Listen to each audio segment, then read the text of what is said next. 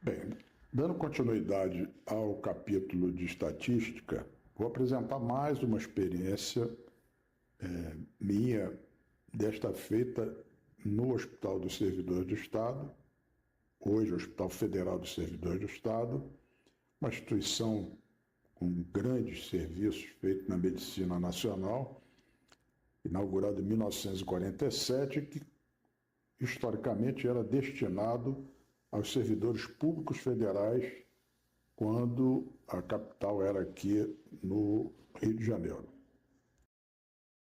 Então nós vamos fazer a abordagem junto, inicialmente, à unidade de pacientes externos, o ambulatório.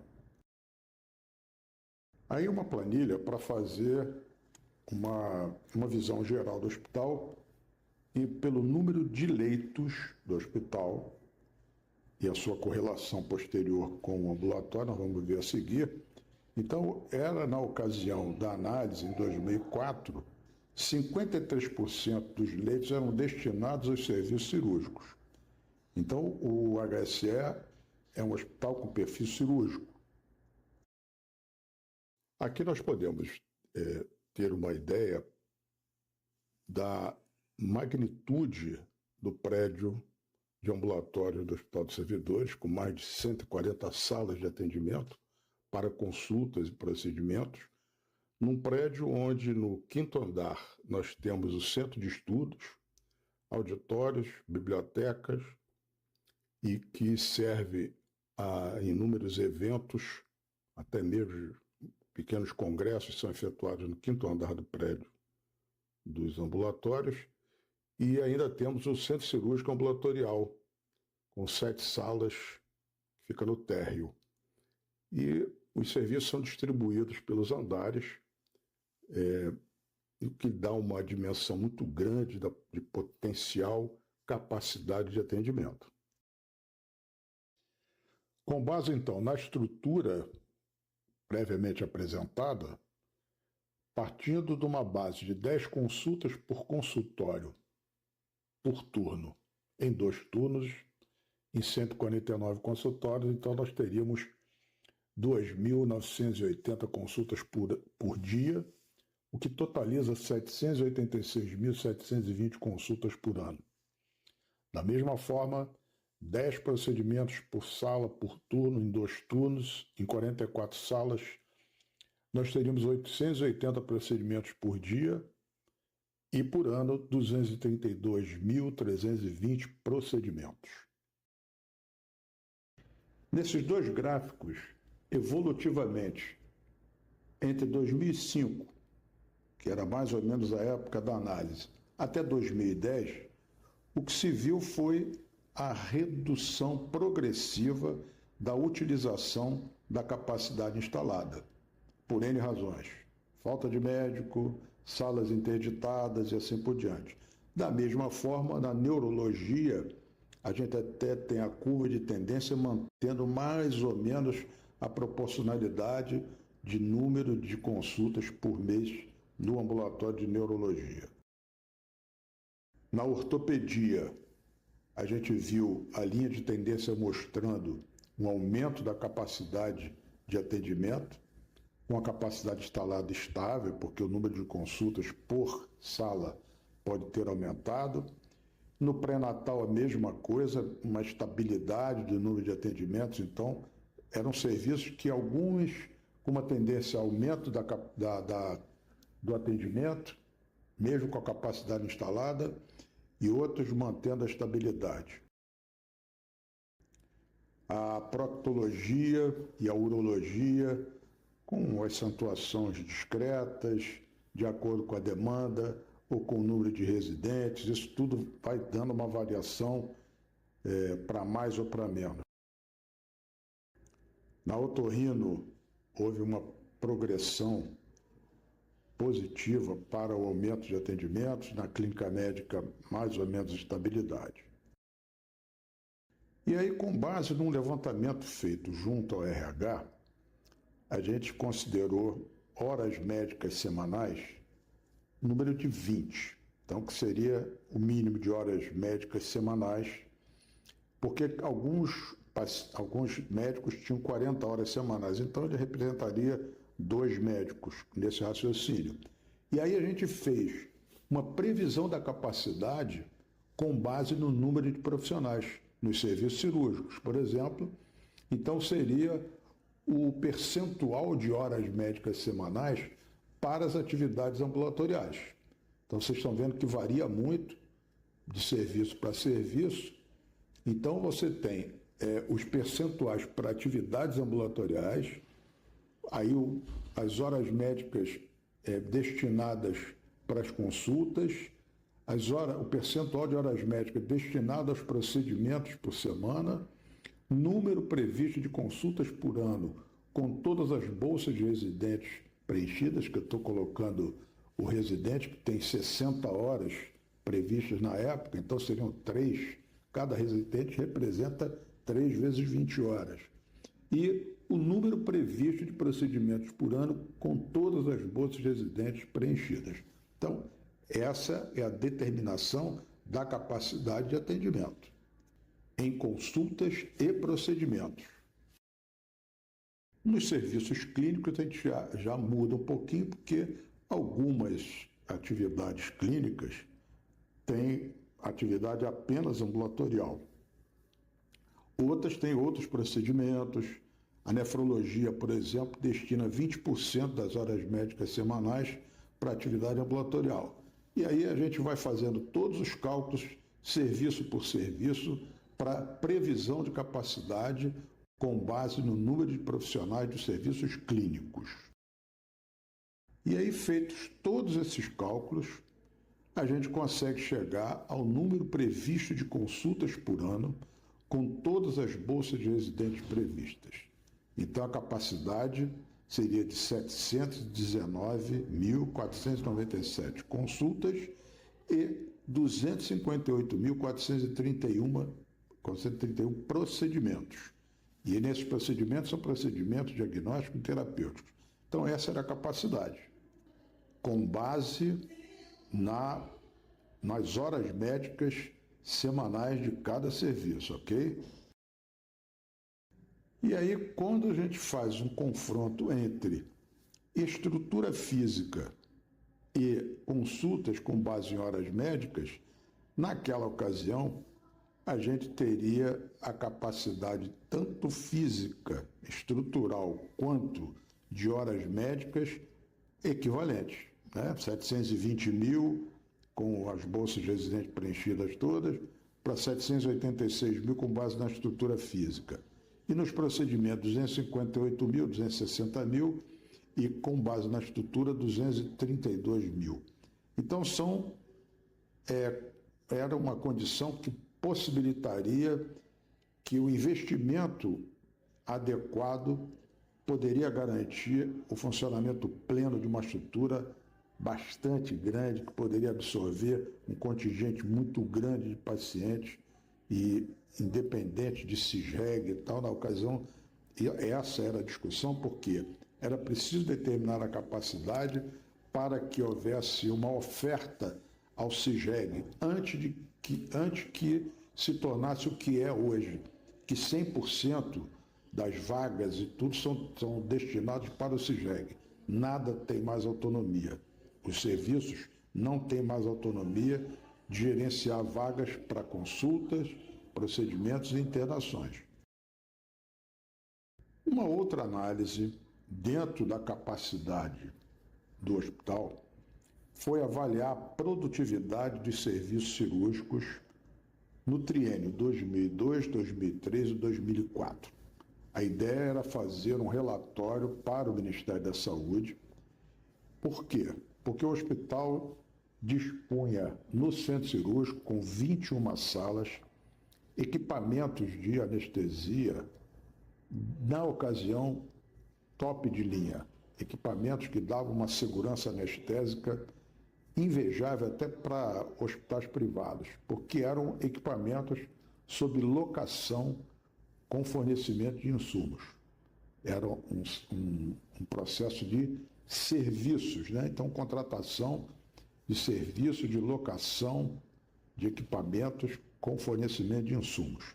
E era preciso ter uma ideia do que isso representou em termos de produtividade. Partindo do princípio que os procedimentos médicos são quantificáveis pela tabela do SUS, partindo do princípio que o Hospital dos Servidores é um hospital de orçamento, ele recebe uma verba anual para prestar o serviço público. E terceiro, para efeito de análise, era preciso saber se os valores propostos para conceder o orçamento eram justificáveis diante do que se produzia. Então, com esta nomenclatura, valor anual, valor médio mensal, média mensal de procedimentos, valor médio de procedimento e assim por diante, nós vamos ter as análises que afloraram depois de fazer uma grande planilha, de quantificar todos os procedimentos feitos nesse triênio e depois fazer o comparativo ano a ano, serviço por serviço e hora médica de 20 horas de cada serviço, qual era a produtividade. Então nós vamos ter essa análise que me parece bem interessante como proposta. E aí são as siglas dos serviços, né? Cirurgia pediátrica, cirurgia plástica, cirurgia torácica, cirurgia geral, geral 1, geral 2, antigamente eram separadas, neurocirurgia, urologia, prótese e assim por diante. Eu não dei ênfase na nomenclatura dos valores, mas é bom enfatizar aqui os procedimentos de baixa complexidade, que é o PBC, o PMC de procedimento de média complexidade e PAC é procedimento de alta complexidade. Como é que eu classifiquei isso? Naquela ocasião, os valores até R$500 eu considerava procedimento de baixa complexidade, cirurgias simples. Os procedimentos entre R$501 e R$1.500, procedimentos de média complexidade. E os que eram acima de R$1.500, procedimentos de alta complexidade. Então, em 2002, está aí a planilha de 2002, e aí nós vamos, ao se debruçarem, vocês vão ver todos os valores, o que foi de faturamento teórico, né? Como se nós, na época, pudéssemos fazer faturamento, e aí nós temos que, em 2002, 59% dos procedimentos eram de baixa complexidade, 36% de média complexidade e 4% eram de alta complexidade. O que vocês vão ver, obviamente, ao analisar o resto da planilha, é que os faturamentos dos serviços, se houvesse necessidade de faturamento, era espantosamente menor do que poderia se esperar para o que existia de infraestrutura oferecida para os serviços. Em 2003, o quadro praticamente não mudou nada. Continuava o procedimento de baixa complexidade, de média complexidade, a grande maioria. Até houve uma redução do percentual de procedimentos de alta complexidade. O que eu chamo de procedimento de alta complexidade? Uma cirurgia cardíaca de peito aberto, uma pancreatectomia, uma cirurgia de ressecção pélvica, coisas que demandam cirurgias de longa duração e que em qualquer ambiente, mesmo na área privada, são cirurgias longas e que os convênios pagam preços bastante altos. E, obviamente, vocês estão vendo aí que em 2004 houve uma piora do quadro, né? Uma piora do cenário em relação aos percentuais em que os procedimentos de alta complexidade atingiram apenas 2% do total do ano de 2004. Essa é a expressão gráfica da média mensal de procedimentos entre os anos 2002, 2013 e 2004, com a tendência de redução. Eu falei no início que o Hospital dos Servidores tinha 21 salas de cirurgia. Só que 4 salas eram destinadas para as emergências, para atender eventuais partos não programados, cirurgias fora da programação. Então a gente considerava 17 salas cirúrgicas ativas, e aí quando a gente pega e faz a análise da média diária de procedimentos por sala, considerando 22 dias úteis, nós temos a espantosa cifra de 1,4 procedimento por sala em 2002, 1,2 em 2003 e 1,3 em 2004. Média diária de procedimentos por sala. Fazendo uma análise ainda mais pormenorizada, vamos considerar que os procedimentos de baixa complexidade ocupam o centro cirúrgico 1 hora, os de média complexidade 2 horas e o de alta complexidade 3 horas. Tudo pode ser questionável, às vezes cirurgias se alongam, mas de um modo geral seria isso. Então, considerando as horas todas, nos 22 dias úteis e para 17 salas, nós temos essa média de horas utilizadas do centro cirúrgico, ok?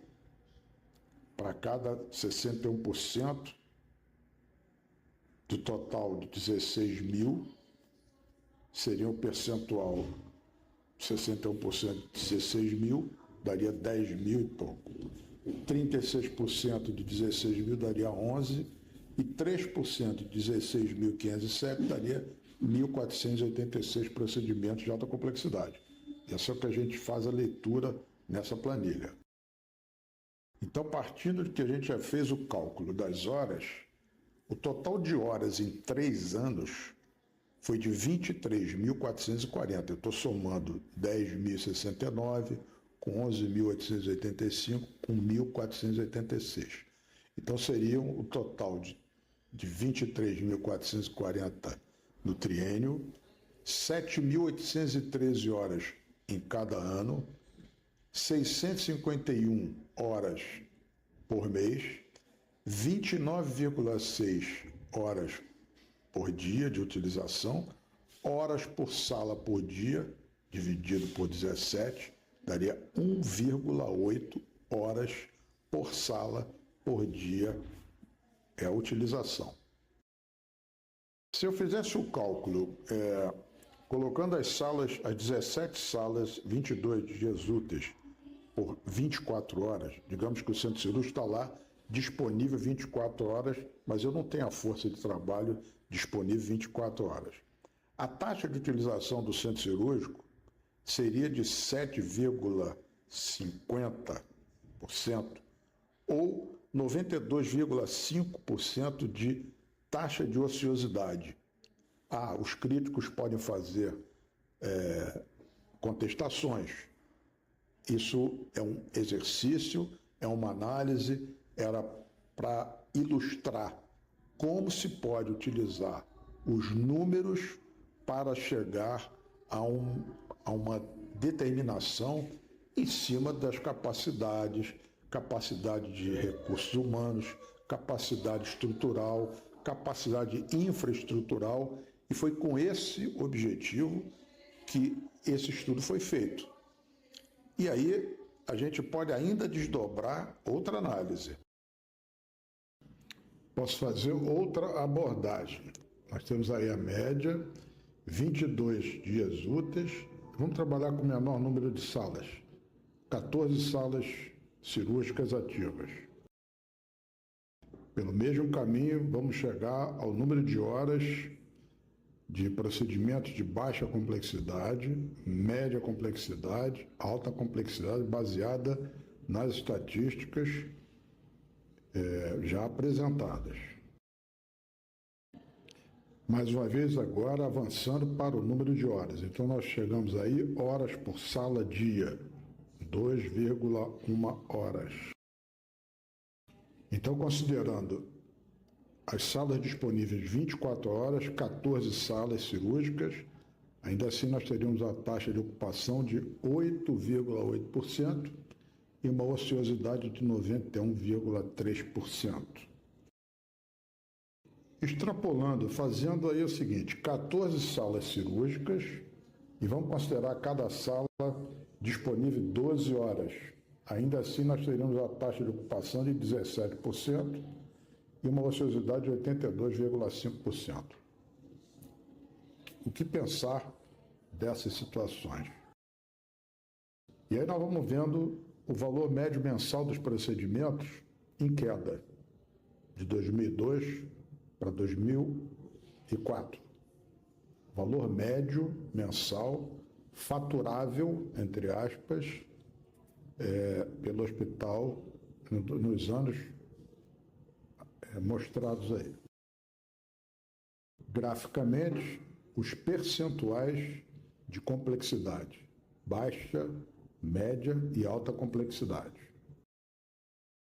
Colocando a linha de tendência, a gente vê o aumento progressivo do número de procedimentos de baixa complexidade e queda lenta e progressiva dos de média e alta complexidade.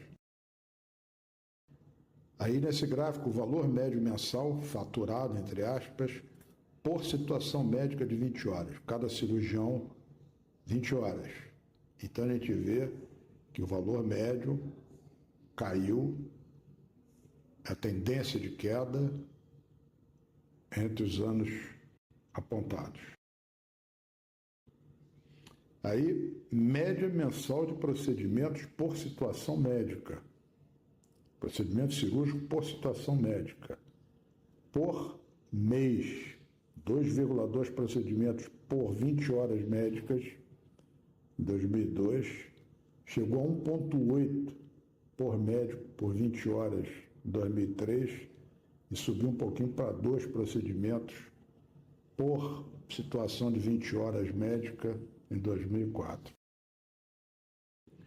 E um gráfico mostrando o número de procedimentos por cada clínica, né? Oftalmo, urologia e assim por diante.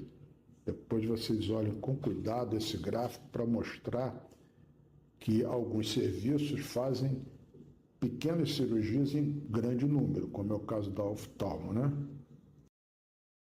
A média mensal, obviamente, acompanha mais ou menos o mesmo gráfico do número total de procedimentos, sendo que eu estou incluindo todos os procedimentos entre 2002 e 2004, né? Aí o valor médio mensal faturado, entre aspas, por cada serviço entre 2002 e 2004. Isso significava o seguinte: nenhum desses serviços sobreviveria se fosse receber pelo que produzisse. Realmente não teria a menor condição. E aí o valor médio dos procedimentos de cada serviço, vocês podem comparar, a neurocirurgia tem uma complexidade um pouco maior, né? Na variação percentual de procedimentos por situação médica entre 2002 e 2003, todos os serviços reduziram. Somente a cirurgia pediátrica ascendeu, subiu bastante entre 2002 e 2003. Já entre 2003 e 2004, a gente vê que a oftalmologia, a ginecologia, neurocirurgia, urologia, cirurgia torácica, eles aumentaram percentualmente entre 2003 e 2004. Os outros também continuaram reduzidos ou reduzindo. Sendo assim, chama atenção o baixo rendimento dos serviços. A gente pode ter justificativas variadas.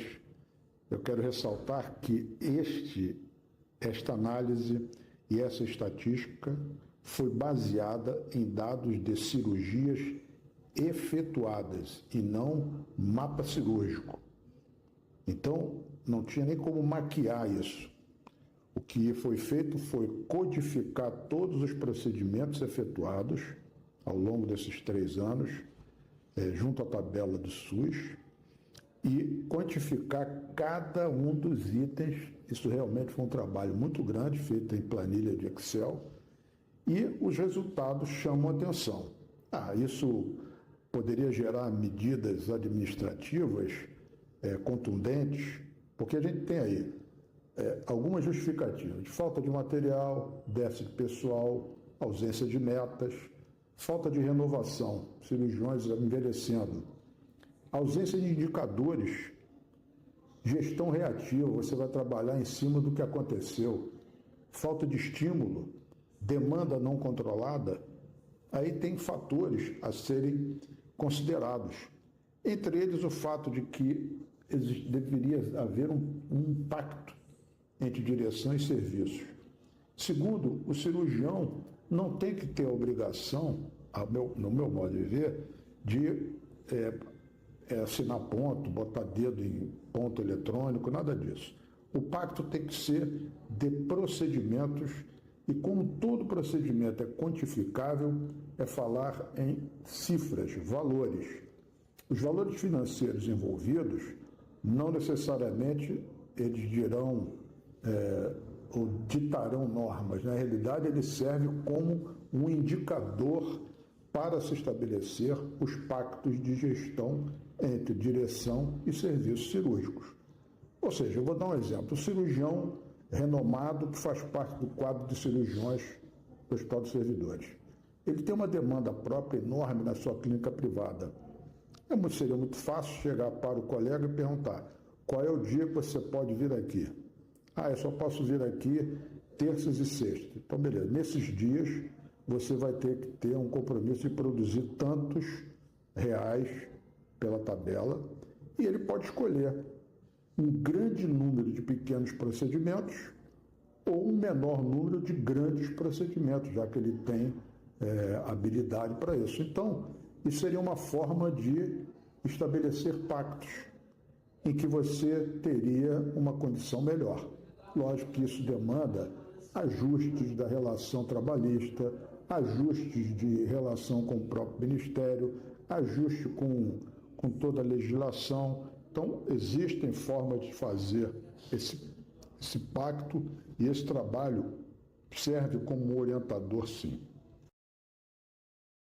E na ocasião, quando foi concluído esse trabalho, foi apresentado à direção que não pôde levar isso à frente, porque isso geraria um grande problema se isso fosse tornado público, então seria um grande escândalo, talvez, porque isso demandaria muita discussão, e aí, entre as conclusões, nós temos que seriam propostas: criação de um banco de dados específico do centro cirúrgico, a distribuição das salas pelos serviços, ou seja, cada serviço tendo uma sala, e aí ele gerenciava a sala, contratos de gestão entre direção e serviços, com base nos indicadores apresentados, com possibilidade de fusões, e acabou ocorrendo para a cirurgia geral 1 e 2, redefinição de pessoal qualitativo e quantitativamente para o centro cirúrgico, revisão da padronização de insumos, central de material sobre almoxarifado,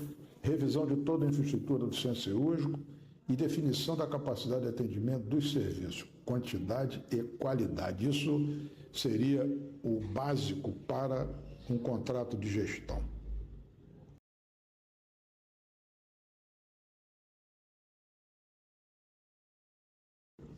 O objetivo do trabalho no Hospital Municipal Conde Modesto Leal foi traçar o perfil bacteriológico da unidade. Aí o nome dos autores, eu contei com a colaboração da bióloga Elaine Torres de Azevedo, que foi extremamente competente na coleta de materiais, e ela gerenciou muito bem essas coletas. Foram 2 períodos de análise, entre julho de 17 e julho de 18, e fevereiro de 19 e julho de 19. Total de exames bacteriológicos analisados, 426. A amostragem era semelhante na distribuição por gênero, homens e mulheres, próximo de 50% para cada um. Aí então a planilha mostrando os diferentes materiais e o IP seria o índice de positividade. Considera-se razoável em torno de 30% a 32% de positividade e o nosso índice era bem razoável. Na média, a gente está enquadrado com um índice de positividade bastante razoável no hospital. E aí a prevalência percentual da microbiota, com destaque aos 4 primeiros germes, que são a Pseudomonas, o gênero Klebsiella, Escherichia coli e o Acinetobacter. As outras evidências mostram outras bactérias de perfis preocupantes, e na época chamou muita atenção essa prevalência de germes que costumam ser germes multiresistentes em hospitais no mundo inteiro, né? E aí, com base na planilha de avaliação, nós criamos uma coisa chamada Índice de Resistência, o IR, que era para orientação dos médicos internistas do hospital e mesmo os plantonistas a fazer uma escolha adequada do antimicrobiano, né? Porque se a gente tinha um índice de resistência muito alto, não tinha mais sentido utilizar aquele antibiótico, porque a microbiota do hospital seria resistente. E aí fizemos a plotagem entre germes e antimicrobianos e conseguimos fazer o corte do IR igual a maior que 5, não era recomendado o uso do antimicrobiano. Essa planilha serviria sim de uma orientação, mas isso foi um trabalho cuja repercussão não foi a esperada, porque é uma questão cultural mesmo. As pessoas não tinham o hábito ainda de fazer essas avaliações. Hoje já mudou muito o perfil do Hospital Municipal Conde Modesto Leal, a cultura mudou, a cultura de reuniões multidisciplinares, então realmente essa planilha, se fosse apresentada hoje, já teria um outro valor, né? Até porque muitos antibióticos que foram testados não constavam da rotina ou da padronização do hospital, né? O aplicativo de gestão para os hospitais universitários é um sistema de gestão hospitalar e prontuário eletrônico para uso gratuito no Sistema Único de Saúde. Ele é utilizado em toda a rede de hospitais universitários federais da Empresa Brasileira de Serviços Hospitalares, a EBSER. Esse sistema é um sistema público de gestão hospitalar e ele é o primeiro a receber a certificação da Sociedade Brasileira de Informática em Saúde. A versão atualizada está disponível gratuitamente do SUS e promove a automatização de processos assistenciais e administrativos e oferece acesso a informações em tempo real para decisões estratégicas de gestão hospitalar. E aqui algumas empresas de gestão hospitalar para quem tiver interesse em pesquisar qual é a validação, qual é a imagem que essas empresas têm no mercado. Isso é muito variado de avaliar, eu não pretendo fazer juízo de valor das empresas, porque cada um tem a sua característica, cada um vai fazer o seu marketing, e isso é muito difícil, a não ser quando você usa a ferramenta.